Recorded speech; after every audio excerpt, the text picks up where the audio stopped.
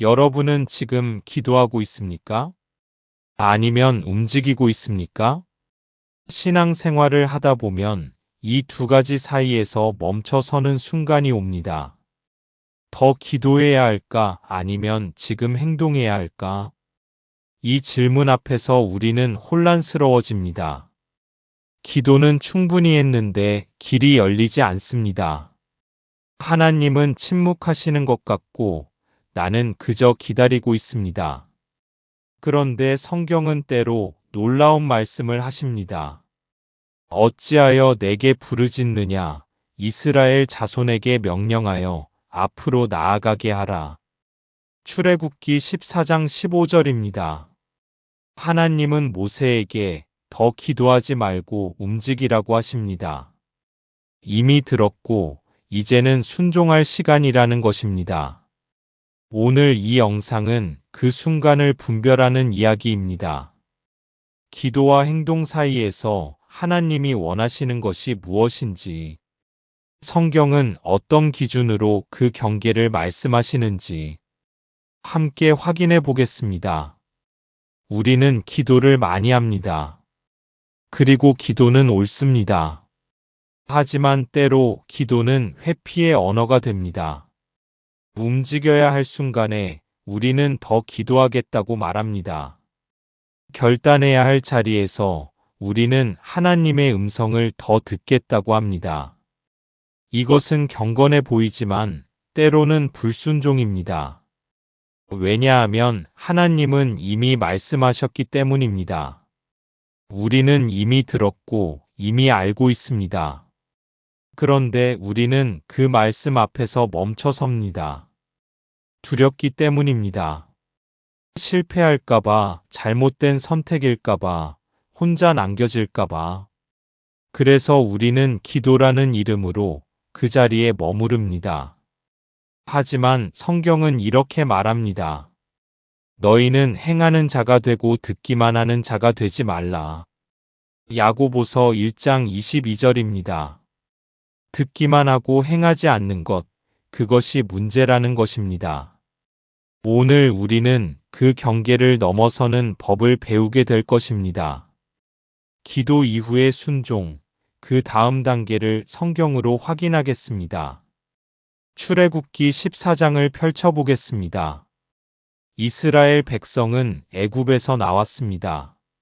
하나님의 기적을 경험했고 구름 기둥과 불 기둥을 따라왔습니다. 그런데 그들은 지금 홍해 앞에 서 있습니다. 뒤에서는 애굽 군대가 쫓아오고 앞에는 바다가 가로막혀 있습니다. 이스라엘 백성은 두려워하며 모세에게 부르짖습니다.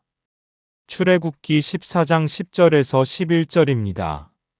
우리를 애굽에서 인도해 내어 이 광야에서 죽게 하느냐?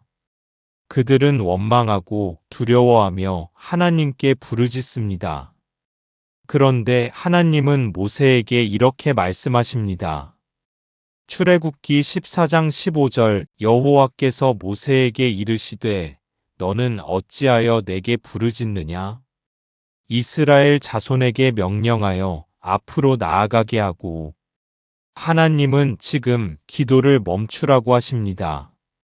더 이상 부르짖지 말고 앞으로 나아가라는 것입니다. 이것은 충격적인 말씀입니다. 왜냐하면 우리는 항상 더 기도하라고 배웠기 때문입니다.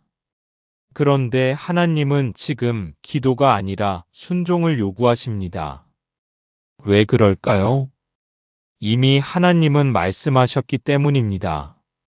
출애굽기 13장 17절에서 하나님은 이미 길을 보여주셨습니다. 14장 13절에서 모세는 여호와께서 너희를 위하여 싸우시리니라고 선포했습니다. 하나님은 이미 약속하셨고 이미 방향을 주셨습니다. 그런데 이스라엘은 그 자리에 멈춰서서 계속 부르짖고 있습니다. 하나님은 그것을 어찌하여 내게 부르짖느냐라고 말씀하십니다. 이것은 책망입니다. 이미 들었는데 왜 움직이지 않느냐는 것입니다. 그리고 하나님은 명령하십니다. 지팡이를 들고 손을 바다 위로 내밀어 그것이 갈라지게 하라. 출애굽기 14장 16절입니다. 모세는 순종합니다. 그리고 바다가 갈라집니다. 기도가 바다를 가른 것이 아닙니다. 순종이 바다를 가른 것입니다. 오늘 우리는 어떤 홍해 앞에 서 있습니까? 우리는 어떤 문제 앞에서 계속 기도만 하고 있습니까? 하나님은 이미 말씀하셨는데 우리는 그 자리에 멈춰 있지 않습니까? 예를 들어 봅시다. 당신은 관계 회복을 위해 기도하고 있습니다. 그런데 성경은 이미 말씀하셨습니다. 먼저 가서 형제와 화목하라. 마태복음 5장 24절입니다. 하나님은 이미 방향을 주셨습니다.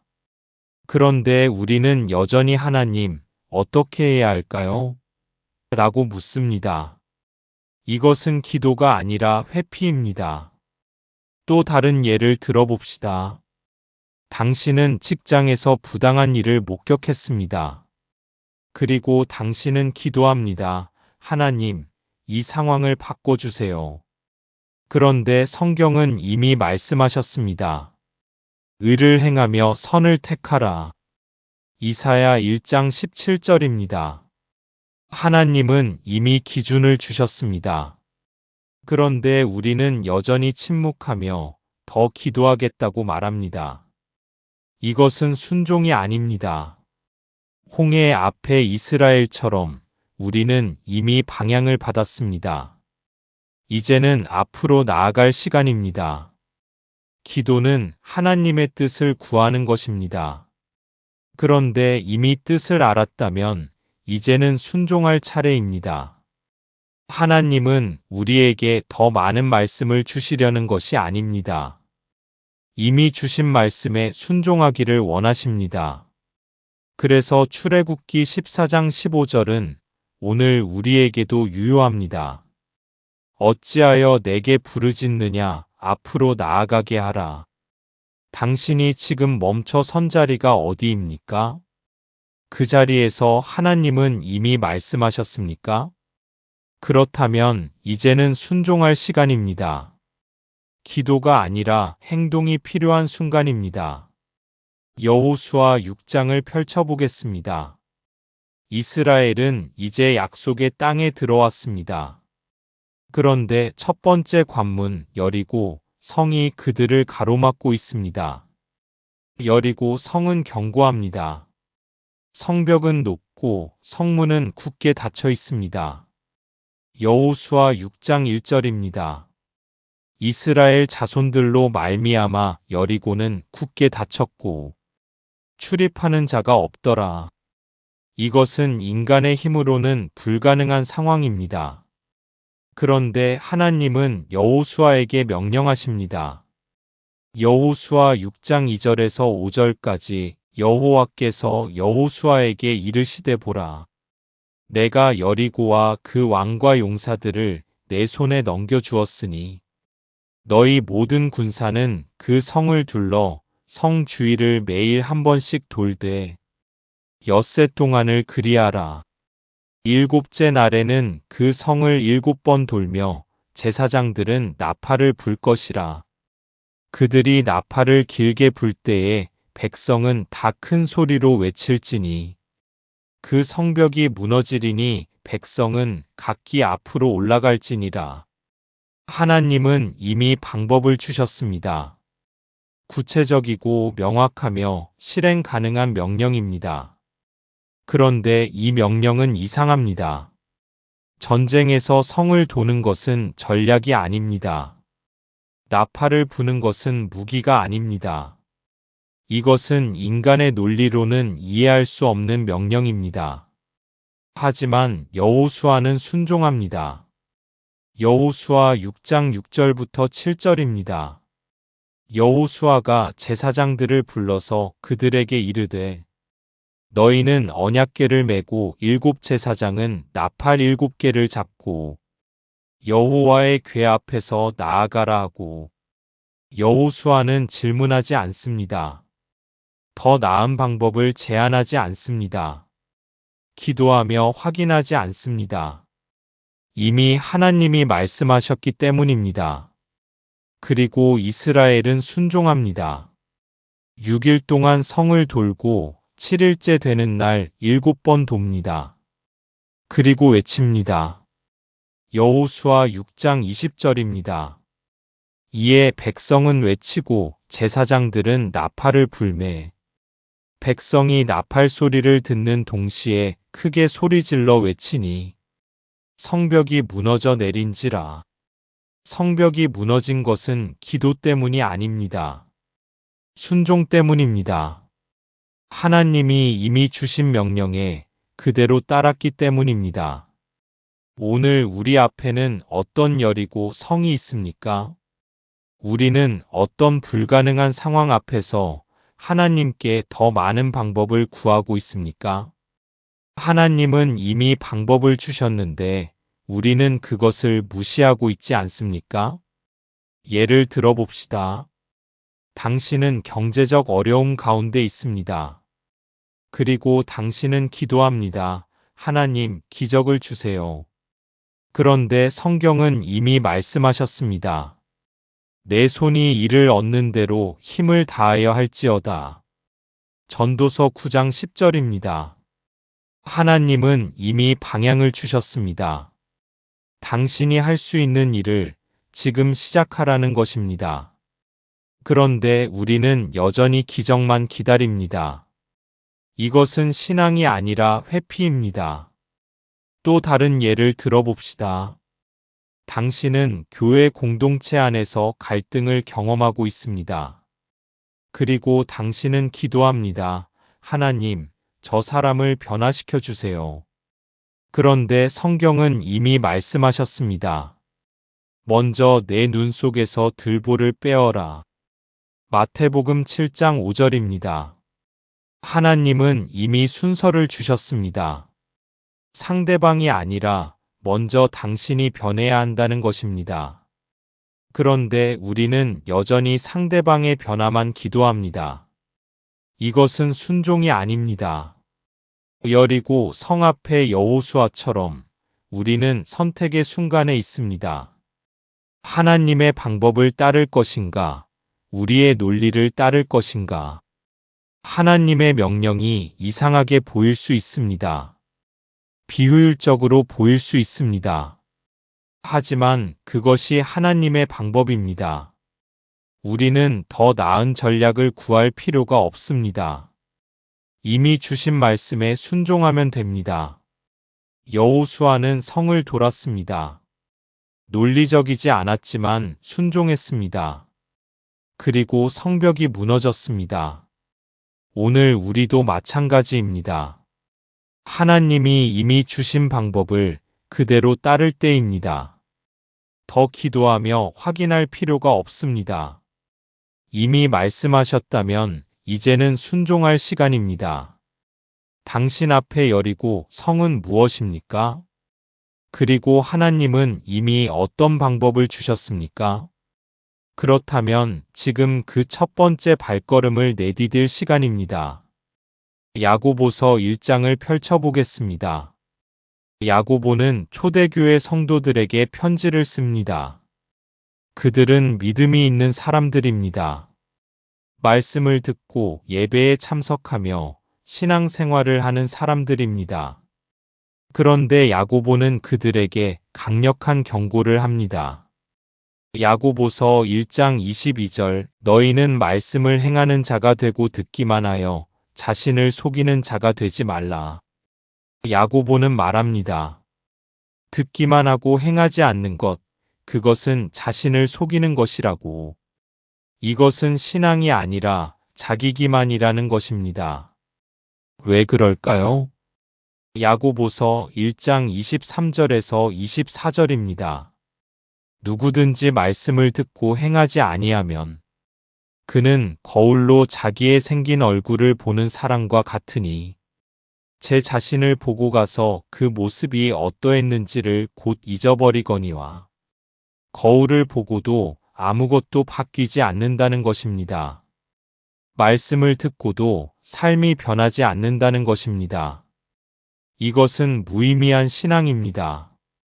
그리고 야고보는 더 강력하게 말합니다. 야고보서 2장 17절입니다. 이와 같이 행함이 없는 믿음은 그 자체가 죽은 것이라. 행함이 없는 믿음은 죽은 믿음이라는 것입니다. 이것은 충격적인 표현입니다. 우리는 믿음만 있으면 된다고 생각합니다. 하지만 야고보는 말합니다. 행함이 없으면 그 믿음은 죽었다고. 야고보서 2장 20절입니다. 행함이 없는 믿음은 헛것인 줄을 알고자 하느냐? 헛것, 즉 아무 쓸모가 없다는 것입니다. 그리고 야고보는 예를 듭니다. 야고보서 2장 15절에서 16절입니다. 만일 형제나 자매가 헐벗고 일용할 양식이 없는데 너희 중에 누구든지 그에게 이르되 평안히 가라, 덥게 하라, 배부르게 하라 하며 그 몸에 쓸 것을 주지 아니하면 무슨 유익이 있으리요. 좋은 말만 하고 행동하지 않는 것은 무익하다는 것입니다. 기도만 하고 실천하지 않는 것은 의미가 없다는 것입니다. 야고보는 이렇게 결론을 내립니다. 야고보서 2장 26절입니다. 영혼 없는 몸이 죽은 것 같이 행함이 없는 믿음은 죽은 것이니라. 오늘 우리는 어떤 말씀을 듣기만 하고 있습니까? 우리는 어떤 진리를 알면서도 행하지 않고 있습니까? 우리는 거울을 보고도 아무것도 바꾸지 않고 있지 않습니까? 예를 들어봅시다. 당신은 주일마다 설교를 듣습니다. 서로 사랑하라, 용서하라, 섬기라는 말씀을 듣습니다. 그리고 당신은 아멘합니다. 그런데 교회 밖으로 나가면 아무것도 바뀌지 않습니다. 여전히 미워하고 여전히 원망하며 여전히 자기중심적으로 삽니다. 이것이 야고보가 말하는 듣기만 하는 자입니다. 또 다른 예를 들어봅시다. 당신은 성경 공부를 열심히 합니다. 말씀을 암송하고 신학을 공부하며 교리를 배웁니다. 그런데 당신의 삶에는 변화가 없습니다. 여전히 교만하고 여전히 판단하며 여전히 자기 일을 주장합니다. 이것이 야고보가 말하는 행함이 없는 믿음입니다. 야고보는 우리에게 거울의 비유를 사용합니다. 거울은 진실을 보여줍니다. 말씀도 우리의 진실한 모습을 보여줍니다. 그런데 우리는 거울을 보고도 그냥 지나갑니다. 얼굴에 묻은 것을 닦지 않고 흐트러진 것을 정돈하지 않습니다. 이것은 거울을 본 의미가 없습니다. 말씀도 마찬가지입니다.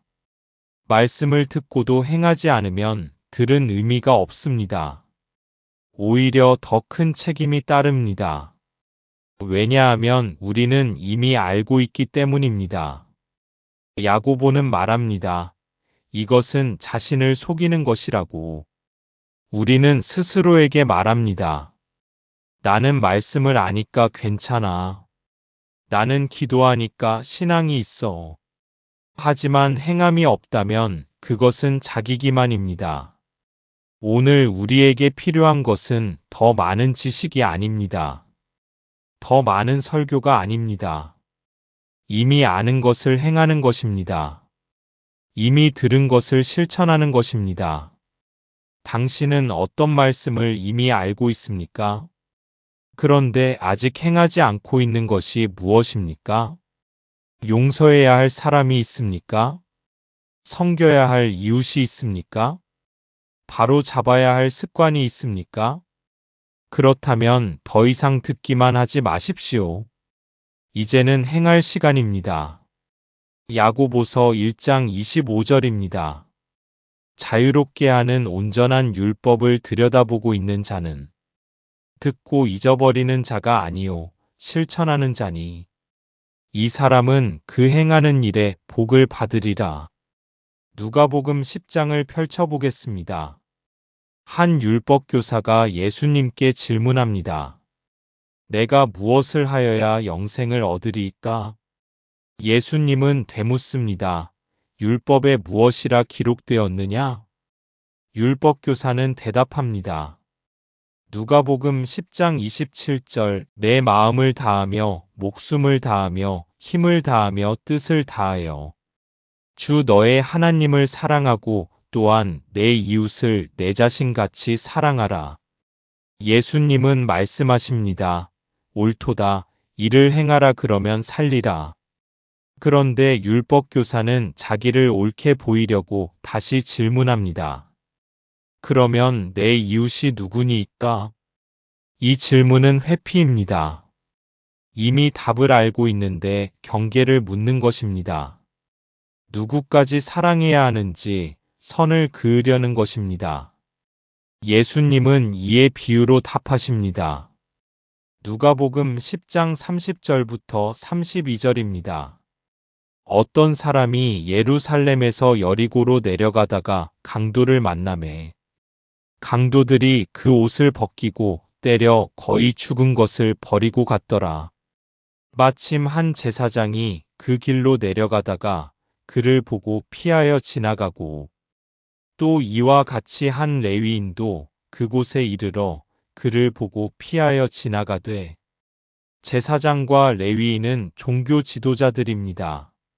하나님을 섬기는 사람들입니다. 그들은 말씀을 가르치고 예배를 인도하며 기도하는 사람들입니다. 그런데 그들은 강도 만난 자를 보고 피하여 지나갑니다. 왜 그랬을까요? 아마도 그들은 이유가 있었을 것입니다. 정결 의식 때문에 시간이 없어서 위험할 것 같아서. 하지만 예수님은 그들의 이유를 말씀하지 않으십니다. 단지 피하여 지나갔다고만 기록하십니다. 그리고 사마리아인이 등장합니다.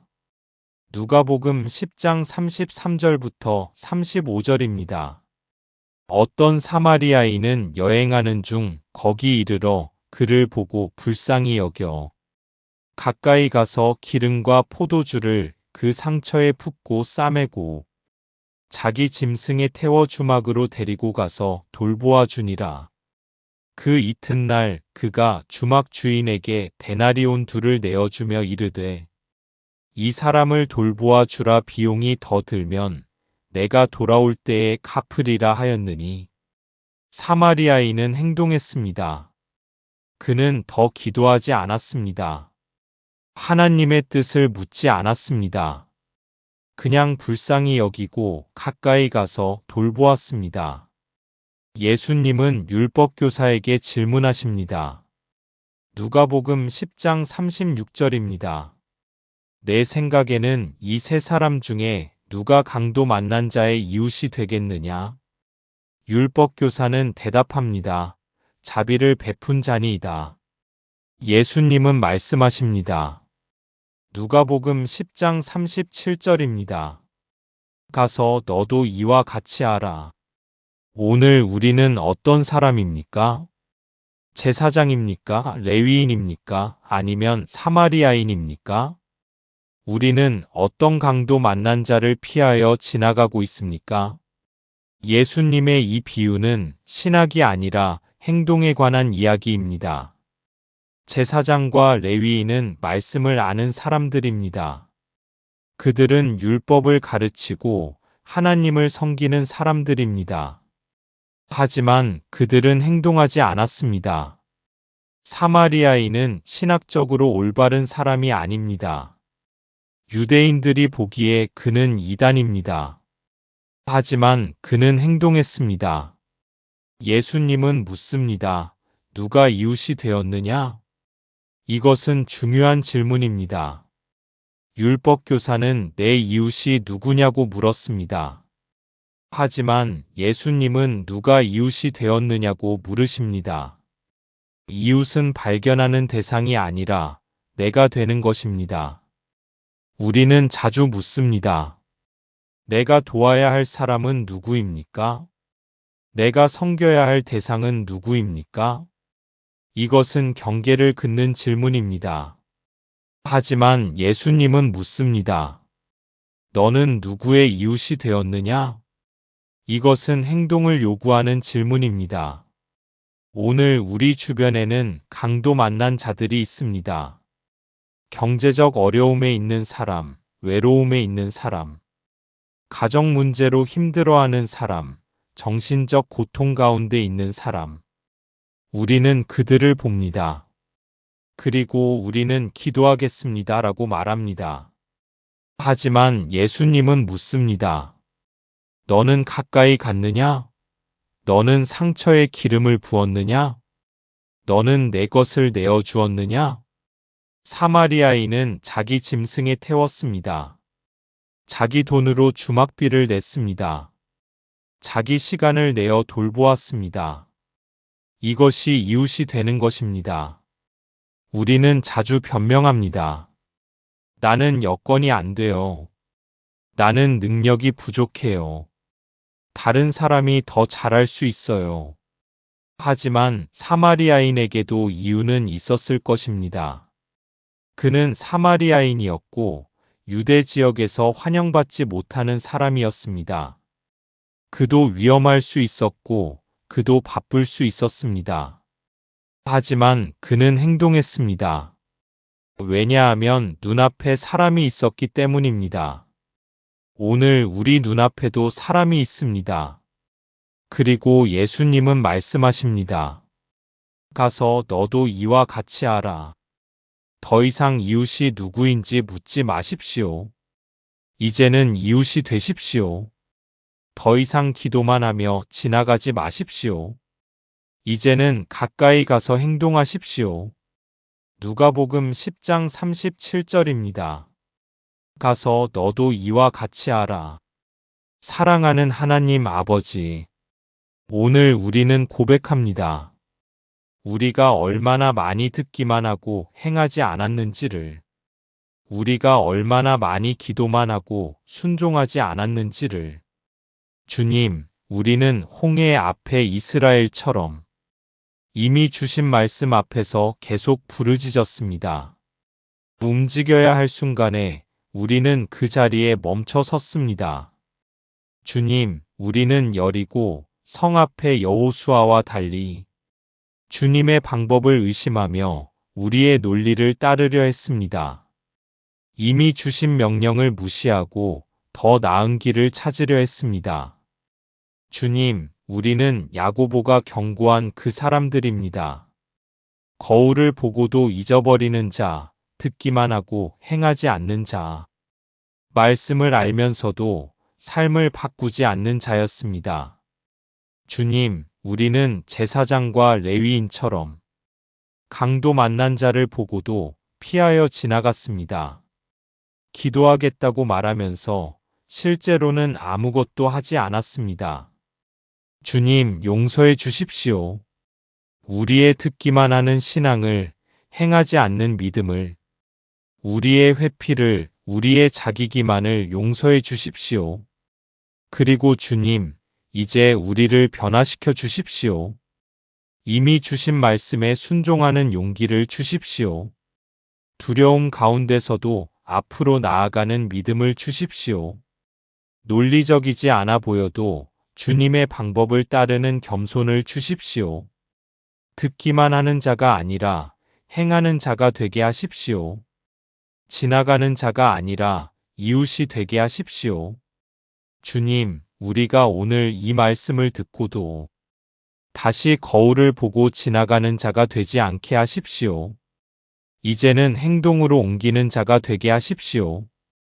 우리 눈앞에 있는 강도 만난 자를 보게 하시고 그에게 가까이 가서 상처에 기름을 붓게 하십시오. 주님, 기도 이후의 순종을, 말씀 이후의 행동을 우리에게 허락하여 주십시오. 예수님의 이름으로 기도합니다. 아멘. 오늘 우리는 성경이 말하는 분명한 진리를 확인했습니다. 기도보다 행동이 먼저 필요한 순간이 있다는 것. 하나님은 어떤 순간에 가만히 있지 말라고 말씀하신다는 것. 이제 우리에게 남은 것은 선택입니다. 오늘 이 말씀을 듣고 또다시 지나갈 것인가? 아니면 이제는 행동으로 옮길 것인가? 당신에게 묻습니다.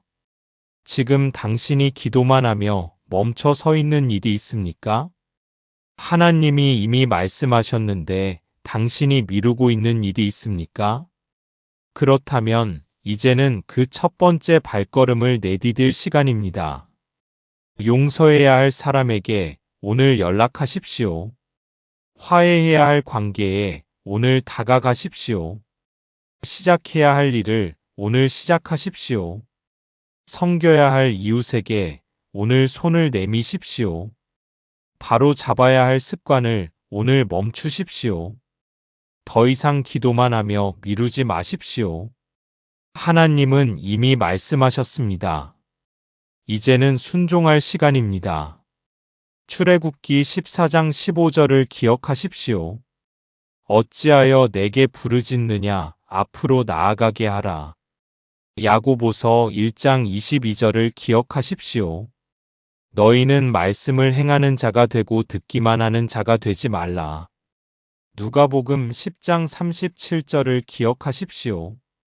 가서 너도 이와 같이 하라. 이 영상이 도움이 되셨다면 아래 좋아요 버튼을 눌러주십시오. 그리고 구독 버튼을 눌러 다음 영상도 함께 해주십시오. 오늘 당신이 행동을 주저하고 있는 지점을 댓글로 남겨주십시오. 말씀 기준으로 함께 분별해 보겠습니다. 당신의 순종이 오늘부터 시작되기를 기도합니다. 우리는 더 이상 듣기만 하는 자가 아닙니다. 이제는 행하는 자입니다. 주님이 우리와 함께 하십니다. 감사합니다.